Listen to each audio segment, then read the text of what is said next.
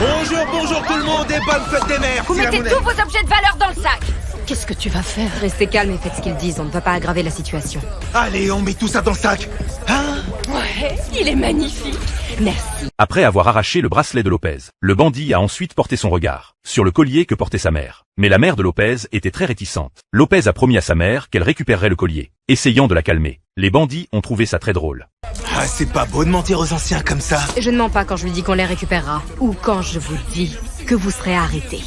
Lopez a révélé son identité de policière. Mais les bandits s'en fichaient complètement. Ils sont partis avec leur butin. De retour au commissariat, Lopez a immédiatement identifié les bandits grâce aux caméras de surveillance. Il s'avérait que c'étaient les suspects recherchés par la police. Ils avaient auparavant agressé un passant et volé une voiture de sport. Ils ont volé ton cadeau de fête des mères? Ouais, mais je vais le récupérer. J'espère bien, ouais. Et je vais t'aider à remettre la main dessus. Personne n'a le droit de gâcher une fête des mères et s'en tirer comme ça.